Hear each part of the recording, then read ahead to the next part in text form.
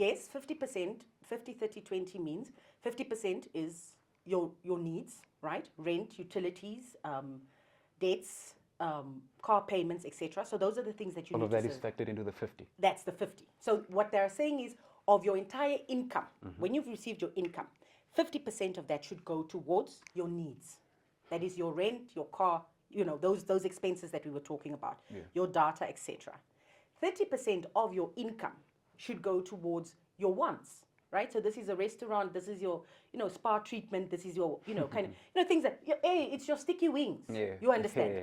Your wants. So that is where 30% should go. 20% should go towards your future you. So now you're looking at investments.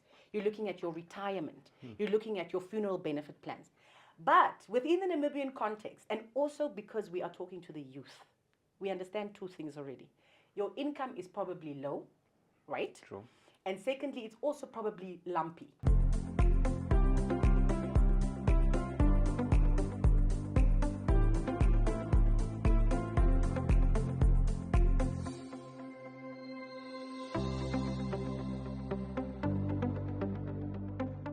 Hi, Preneurs, and welcome back to another episode of the Preneur Podcast, your launchpad to success. It's the podcast where we talk about money, business, and building your future. I'm your host, Mbakumua Tjaveondja, and today we're kicking off with something new at the Be Free Studios in the heart of Katutura at the Be Free Youth Campus. This is episode 1 of our 5-part financial literacy series in partnership with SanlamAllianz, because understanding money is not optional, it is necessary. However, this is also episode 3 of the Preneur Podcast. Today's topic is your money, your rules, basic money management. So we'll be discussing expenses, budgets, income, and also just trying to understand why our money continues to disappear before the month ends. Joining me today is Stephanie de Klerk, Business Development Consultant at SanlamAllianz. Welcome to the Preneur Podcast and welcome to the Be Free Youth Campus. Stephanie, first of all, tell me, how are you doing today? I'm doing excellently well. I mean, any time to be working in this setting and not being sat in the office is a great day for me. So thank you so much for the invitation. I'm very excited to talk to you today. I wish I could relate, but the studio is technically my office. Even when we're not recording, this is where I sit and work as well. I hear you. I hear you. All right. So, Stephanie, obviously, off air, we're discussing a little bit about your journey. Yes. You a law graduate as well, and then you migrated into corporate legal advisory. So, just trying to understand, do you mind to share just your journey in terms of what that taught you about change and also just the approach of being teachable? I think the whole thing, Mbakumua, is that the only constant thing in life is change. True. And so as human beings, I mean, I had to say to myself, what is my impact going to be? I think inherently as a human being, you want to leave a lasting legacy. And so, I sat and I said to myself, well, I could be a lawyer for the rest of my life, but is that going to be the legacy that I want to leave to my children, my family, should I pass on? And I realized that my true purpose is really demystifying and educating, understanding concepts, and then transforming it in a manner that then becomes palatable to each and every person I encounter. And that has been my driving force. So where I sit now as a development or business development consultant, I find that to be the core reason for me waking up in the morning. So I remain teachable because, of course, this isn't something that I studied, something that I've had to learn on the job. But then also I can unlearn old habits around being scared to, for example, talk with confidence, even when you talk about money, and then relearning some things that I used to learn at university, for example. So quite a journey, yeah. Yeah, thank you. That's quite profound, actually. So obviously, that is why we are here to discuss. We're trying to understand just how to manage money and how to manage our finances. There's a lot of young people, they get paid, or some of them get an allowance. But then the common thing is that before the month even ends, or before the next round of the allowance or the salary comes, the paycheck is gone. So the first question that I have to you, simple one. Why does this happen, in your opinion? Why do you think this is the case? It's a lack of education. I mean, we teach our kids all kinds of things, science, mathematics, accounting. But what we fail to teach our kids is financial management, budgeting, tax, revenue generation. And with that, how to make more money or how to manage the money that you are making. And because our kids have, or our children do not have that fundamental education, it really then permeates into the various parts of their lives. If you cannot understand the value of $1 today, Mbakumua, you're going to suffer managing that dollar going forward in your life. And that is why it happens. However, I find myself saying that, look, even so, all of this information in the digital era that we live in today is available somewhere. So it all is not lost. And I think we need to be open to the fact that, yes, we might not have been taught these concepts, and maybe the concept of money is not something that our children are fair with. But where they sit now, any young person, if you're able to say, this is what my allowance is, whether it is 500 or 5,000, that money that amount should matter, right? And it should be internalized. And then the second part is, don't now lie to yourself about what your capabilities are looking at that 500 or that 5,000. Yeah. And I think that's sometimes where, the issue comes. We tend to live for others, impressing, as opposed to taking it into yourself and saying, look, I earn 5,000 Namibian dollars. Yeah. I have to make it to the month end with that $5,000. What are my priorities? What are my needs before I look at what my wants are? So maybe cutting out the KFC first Friday after payday. That should probably go, because maybe we can't afford it. It's a want. It's not a need. Your need is, what do you need to be paying to have a stress-free month? And that should be the priority. Don't lie to yourself about that. And then, okay, now you've paid the rent. You've looked at your data, right? You've paid the Wi-Fi. I don't know what else. You've made provision for your taxi fare for the month. Groceries, your personal, right. Now, if that amount is 3,000, then you have $2,000 to look at what are my wants. So we need to prioritize the needs first, then the wants. And the rest of it, about 20% to my mind, should be around the future you. What are you building, right? Who do you want to become? And how you're going to make yourself comfortable over the time. Oh, thank you for that, Stephanie. I think that also just goes to the whole point of that people keep on saying, like, if you can't manage $100, how exactly are you going to manage 1,000 Namibian dollars? Exactly. So obviously it starts small. But you touched on something about how it starts from when you are young. So, like, what am I going to teach a 5-year-old? If I give like a 5-year-old a $50 per month for maybe the chores at home, what exactly am I going to teach them? Like, how do I teach them to become financially savvy or financially literate from that young age? What are the key nuggets that I could tell them at that age? It's about responsibility. Because remember, I mean, if you're giving a child a $5, you said, and they run around and buy all kinds of sweets, and that $5 is finished, the next time they come to you and ask, like, Mom, I want a $5, it's like, but you had your $5. I gave you a $5 for the month or for the week, right? So it teaches you kind of living within your means or stretching your resources. So the next time that child comes around, guess what? The first thing is, maybe I must buy only $1 worth of sweets or $2 worth of sweets so that I can have a $3 left. It's exactly that kind of construct. All right. Thank you. So before someone can fix their money habits, like, what's the first thing that they need to understand? Stop lying to yourselves. I think we must be honest about it.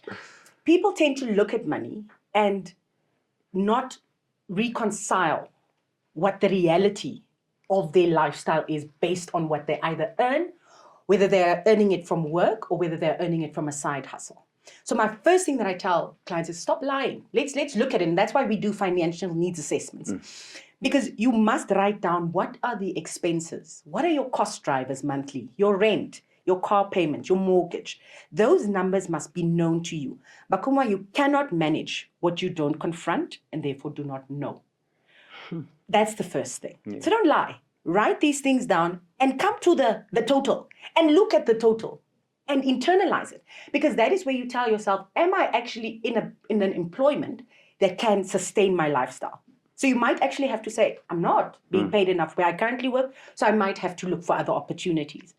As a young person, of course, your income is flimsy, it is small. Yeah. So you have to be even more intentional about, what am I actually, in need of? My rent, my taxi, Wi-Fi, etc. That number must be important, and it must be, you have an obligation to settle, and that obligation is to yourself. What we tend to do then is, instead of looking at the number and dealing with our expenses first, what do we tend to do? First Friday, we are out on the town. So now you've already spent money without dealing with your obligations first. That is where you have that mid-month headache. Or now you're not paying or getting to everything that you need to get to. So my first thing would be, don't lie to yourself. Confront the number and manage it from there on.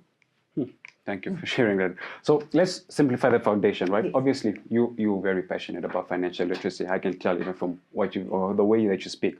So let's prove how much you understand of those terms. So we hear these terms: income, expenses, disposable income. I want you to break it down for our viewers in like simplified terms. I'm a 23-year-old person or male, paying transport, paying data every week, and maybe also helping at home, whether it's with groceries, maybe for the DSTV or whatever it is, those three terms, expenses, income, and disposable income, within that scenario, can you perhaps like try and link them for us? Well, there's no income in that statement. So you've listed all your expenses. Yeah, your age is not relevant to me. You're saying you're helping at home, you're paying rent, and you're buying data. So you've listed your expenses, i.e., what does your money flow out to, right? I also like to think about is because you want to think about it from a personal perspective. What do I need to buy, to pay, to service in order to feel good where I sit? That's how I look at it. It's your expenses.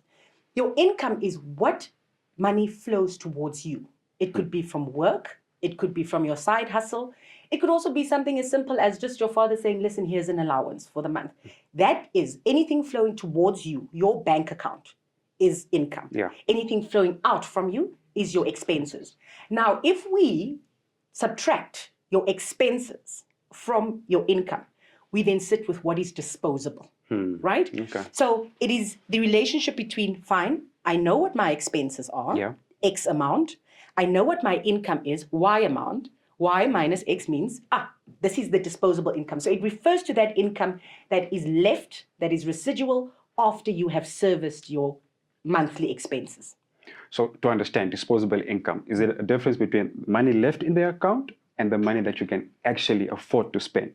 So I don't even know where this concept of money left in the account and money that you can afford to spend come from. And I find it quite strange because to my mind, anything that is in your account, you can spend.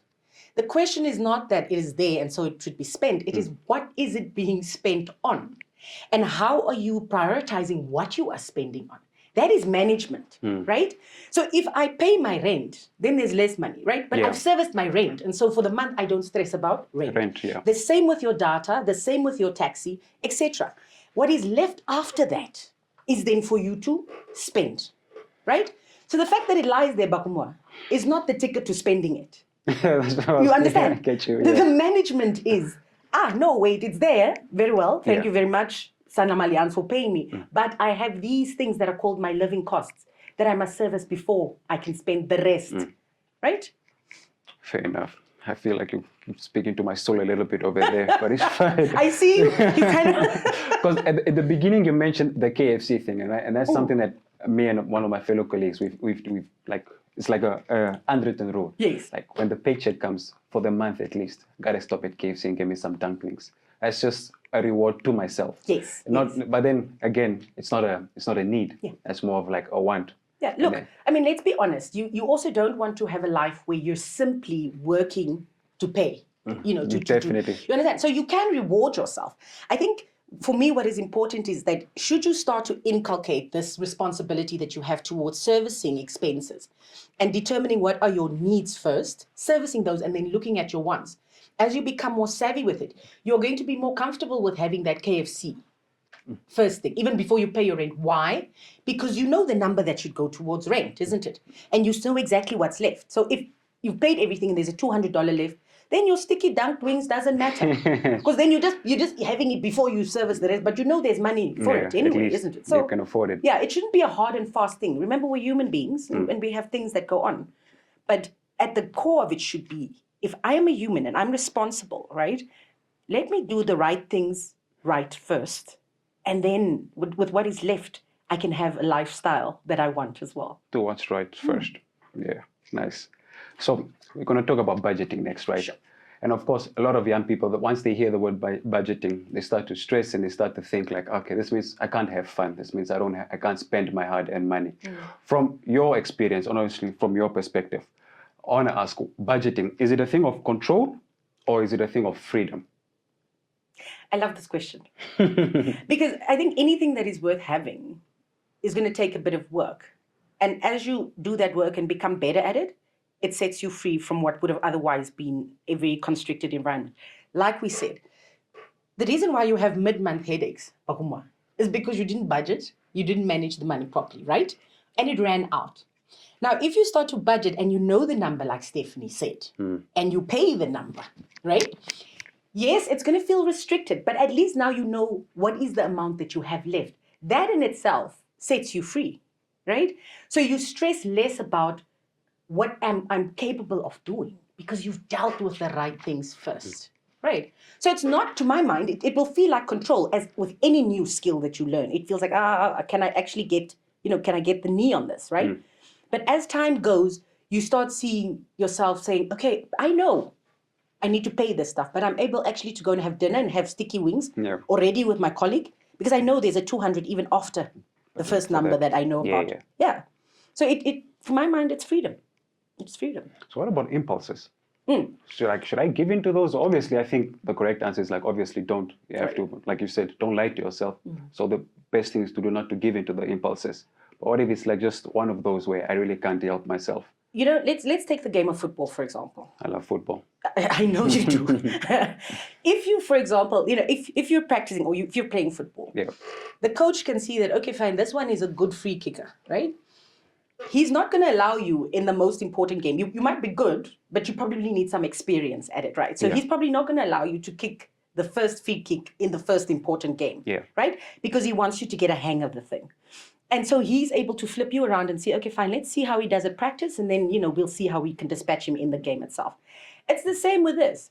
I'm not saying that because of the concept of budgeting, you should restrict yourself and not have a life. The thing that I want young people to understand is you must know the number, not so that it can haunt you, so that you can manage it. If I know that there's 1,500, that is all my expenses, I'm actually being, that's neurotic. Let's make it 2,000, 3,000. Life is expensive, right? If I know that that is my number, Mbakumua, by the time my money lands in the bank from whichever income source, I am already comfortable knowing that that number must be more than what that $3,000 is. Unless, obviously, we have to have another conversation about finding a better job that pays you better, right? That is also part of it. But from a basic thing is, I know, okay, I've been paid so much, 3,000 must go towards this. Now already, our minds will then say, there's about 2,000 left, or there's about 1,000 left. That is your mind already comfortable, because you've looked at the number, you're not panicked. And then you can say, man, I can actually even do what I want to do with this $1,000, right? It's not a hard and fast rule. It's about prioritizing the things that make it possible for you to have a lifestyle that is stress-free, and so you can live with confidence. I know what I'm doing end of this month. Definitely, for sure. Love it for you. When I read like financial experts and stuff, there's this 50-30-20 rule, I believe, right? Yes. That they always keep speaking about. So I just wanted for you to break it down a little bit for us, in more simple terms, and then also in the Namibian context, obviously because salaries differ and across the board it's not the same for what I could earn and what my colleague could earn. Does this rule apply within the Namibian context? Or is it something that we should try and implement? I won't just break it down for you, Mbakumua. I'll also ask you to flip it. Because, yes, 50%, 50-30-20 means 50% is your needs, right? Rent, utilities, debts, car payments, etc. So those are the things that you need to All of that is factored into the 50. That's the 50. So what they're saying is, of your entire income, when you've received your income, 50% of that should go towards your needs. That is your rent, your car, those expenses that we were talking about, your data, etc. 30% of your income should go towards your wants, right? So this is a restaurant, this is your, spa treatment, this is your, things that, hey, it's your sticky wings. You understand? Your wants. So that is where 30% should go. 20% should go towards your future you. So now you're looking at investments. You're looking at your retirement. You're looking at your funeral benefit plans. But within the Namibian context, and also because we are talking to the youth, we understand two things already. Your income is probably low, right? True. And secondly, it's also probably lumpy. So it could also, a lot of people are making content these days. Like it fluctuates? So it's not fluctuates, it's just not set, right? So you could be doing an internship and, you're not being paid at certain points. Okay. So you kind of have a income flow that's not steady, right? Now, the rule and the rules around it, 50-30-20, it's all good and well. But ultimately, looking at where you sit, you can switch that around to say 70-15-15. I was going to ask that if there's alternatives to it. Turn the thing around to make it suit you. As long as, I think what you take from that rule is most of your income should go towards what? Your needs, right? And then the rest should go towards your wants. So we are even incorporating the fact, Mbakumua, that you should have a life. You must pay yourself. You understand? You must go to that restaurant. You must have that spa treatment. So that's you, the individual that is making the money. You deserve to reward yourself. So there's 30% of it that goes toward that. So we understand that, yes, in the Namibian context, I always say, chop the thing up. It's not a hard and fast rule. It's what you do with it. And ultimately, you must deal with it from your reality as a young person, right? And you might even find yourself in a situation where you're not able to have that conversation with yourself at month end. You're waiting for some money to come in. Yeah. So you might have to have it in the middle of the month. Even. What am I going to do with this money that I've now received? Yeah. And chop it up in that way. So have you ever had a person say, like, I don't have enough money to save? All the time. What exactly is your answer to that, or what advice do you give them? It's not about the money. You understand? So we've just dealt with this 50-30-20 rule. It's about the mind.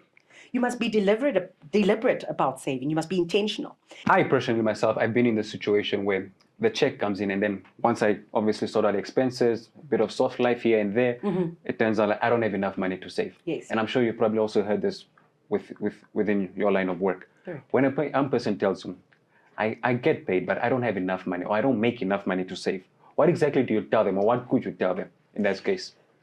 I get this question a lot, Mbakumua, and I always ask myself, and even as a human being, I've been there before, where you think it. But here's the thing. If you knew that saving or investing could set you free and create wealth for you, wouldn't your thoughts be a bit different? 100%. Because the income remains the same, Mbakumua, but you have to cut it up like we did with our 50-30-20 rule. Yeah. That 20%, it doesn't have to be 20%, it can be 10% or 5%. Okay. But you have to commit to putting it away. And so it's that deliberate and intentional mind switch to say, I might not have a $4,000 to save. I'll start with a $2,000. Yeah. Right? And I'll build it up, and then I'll look at investments to try to grow that kind of saving. So yeah, I'm saying it must be deliberate. It starts in the mind first. You don't have to start with a large amount of money. Put that money away, even if it's a $10, colleagues. Put it away and keep it there. It grows to become, or it builds up as you continue to do it. And in that way, you are inculcating that mindset of, ek moet toch die 10 rand wegsit. And obviously, right? within time goes, then you start to understand, I can put 100 away, Exactly, I can put 500 away. And then what you can also do is then take that, once it becomes $100 or $500, take that and invest it. That's my next question, right? Yes. So obviously you've discussed savings, and then there's savings and investments. Correct. In your opinion, which one is a better option? Or is there like, how do I ask this? Is there like a significant, obviously there is a difference. Yes. But would you advise a young person to save, or would you advise them to invest? Right. Investment beats saving, hands down. Saving means you're putting away at $10 and it remains at $10. Yeah. Right? And in our modern banking system, by the way, if you're putting that money away in your current account, guess what it becomes? It becomes $7 because they're charging that admin cost, right? Investing is quite the opposite. Investing means you put away that $10, it becomes $50 because it's someone's job to grow that $10 to a $12 or $11, right? So investing grows money.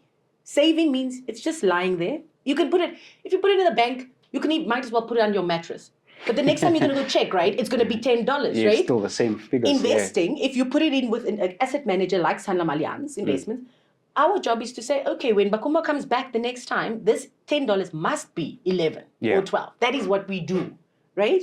And so it to my mind, it's why we can say something like live with confidence or generate wealth. Because saving, rest at heart rate, it's probably not going to beat inflation. But investment, you could very well beat inflation and have a lifestyle that is within your means, but at the same time, you're able to beat inflation, which is the cost of living. Oh, Stephanie, I wish we had this conversation last year, because that was like my scenario, like I explained my academic situation to you off air. So that was the whole point. I was just saving money for that. And then when the time did come, what did I do? The whole savings into that, and then I was basically back to square one on the top of the year. And there's no growth on that. Nothing. So what you put in was there, but nothing extra. Exactly. That's investment. You should have been invested. And that's what I'm learning now. I probably should have made that choice. But all right. So let's continue. Let's dive a little bit deeper, right? What would you say are some of the biggest spending triggers that you see among young people? Is it more of like the soft life thing? Is it social pressure? Like, what do you think are the most common ones? I think it's a combination of those things. When I look at how social media works, right? I mean, we've literally become a society of, what do they say, 30-second attention spans, right? Yeah. Because we're looking at reels, we very, very informed, Very but short also a lot attention of span, data, yeah. you know? And I heard a very interesting quote about the fact that the human mind, your time has become the commodity. So marketing agencies and businesses are vying for your time. And that's why you have all of this information coming. With that comes the fact that people are creating lifestyles on social media that might not be their reality. But I mean, I'm looking at this stuff, right? And as a normal young person, I'm going to feel, am I behind? Is there something I'm missing? You understand? I know. And Yeah. all of that is coming at you at once. So you're getting information on what car to buy, the newest what. You're also seeing your friends in all kinds of settings. So it's really a combination of those things. But what I think one must understand, and I know it's going to be more difficult for the average young person, so journey with me here. Ultimately, Mbakumua, you determine your own legacy and your lifestyle. Facts. I swear to you, if you are going to be affected by how other people respond or perceive you, you're always going to be on the back foot, right? And at some point, even if you continue on the trend of making it seem like, life is all sweet and what, we'll find you at the court. Yeah, we'll find you there with a warrant of execution and your stuff getting sold. Yeah. So that kind of lifestyle catches up. And that is why, as a young person, you need to be responsible and manage your lifestyle within your means from the onset. Which goes back to what you said about don't lie to yourself. Exactly. Because if you're going to want to maintain that lifestyle, the first thing that you're going to do is what? Debt. A personal loan, right? And a personal loan has an interest attached to it. You're going to be servicing that interest well before you've even made a good chunk of income. That is imprisonment of the self. So you're going to become what we call a wage slave, right? And you don't want that. So get out of it. Step back. All right. So obviously you mentioned that the best thing to do is not lie to yourself about your finances. How, as a human, how do I tell myself, how do I become honest with myself about my finances without feeling any sort of shame associated with that? I think the first part of it, Mbakumua, is to say, this is your story. This is your life. You only live it once, right? YOLO. And so exactly, trust you to bring in the abbreviation. But because it is your story, and because ultimately you want to live as confidently or as comfortably as you want to live, right? You got to take it by the horns, right? So I consider, if someone says to me, I'm too ashamed to take control or to manage, or I'm too ashamed to tell my friend, no, I can't go out to dinner because I can't afford that dinner. There, No, because ultimately, if you do that, what you're doing is you're setting yourself back for the month, right? Yeah. So you should be able to steer clear of those kinds of situations. And you don't have to be rude. You also don't have to lose the friendship. You can even ask them, did you enjoy it? Right? But ultimately, what we want to do is, and journey with me here, if you're going to put yourself in a situation, Mbakumua, especially as a young person, where you are now, so, you're so under pressure to maintain a certain lifestyle that is well above what you're able to, kind of maintain, your cost of living. Ultimately, what are you going to do? You're going to get into personal loans. You're going to get into cash loans. And that is a dream killer, right? Because now that loan, remember 30%, you got to pay that back. That personal loan comes with interest. You got to pay that back. And you then turn into what we know in industry to be a wage slave. So now you're just you're working to service debt. Whereas you could literally step back and say, listen, I love you as a friend. I love this experience for me, but I've got to manage my finances in a way that I don't go into these situations where, now I got to take a loan to service this life. Right. Fair. I think you also answered the next question, so I'll leave that one. So let's assume somebody listens to this podcast, right? Listen to finish the episode and like, okay, thanks for sharing that. What would be like the 3 first things that you would tell them to advise them, like actionable steps they should take within like the next 7 days? First, breathe. It's not that deep. Yeah, it's not that deep. Breathe and you can get there. Some people have started this journey, myself included, well into their 30s. So you're not behind, right? The nice thing about it is once it starts working, you'll literally see the rewards quite soon. Within your first 6 months, you should be able to start saying, hey, man, I'm able to progress. Say it with my chest when I say things these days. So the first thing is breathe. The second thing is sit down and be honest. Write your own budget. Right? And even if that budget includes something that all young people sometimes go through, which is to assist a brother or sister, that familial obligation, be honest because you want this in your complete picture, right? So be honest and write it down. It is a journey with yourself. then think about how you're going to use that 50-30-20 rule. Flip it, right? Find yourself where you are and say, I probably have to go 70-15-15, or something like that, or 60-20-20. It's fine. Make it fit your mold. It works for you, right? Yeah. And then remain intentional, and remember that this is your personal journey to freedom. Nobody's coming to save you, right? We're always telling each other that. So I've got to be responsible for myself, and this is how you do it. Right. Thank you. Awesome. So, obviously, you've touched on that. You've also had your own financial struggles, or your upcoming. What is the one lesson that you would share, or that you would like to share, that in terms of finances, that you had to learn the hard way? No. No is a complete sentence. Okay. No justification needed. No explanation needed. No. And it's a satisfactory response. Stephanie, can you pay this? No.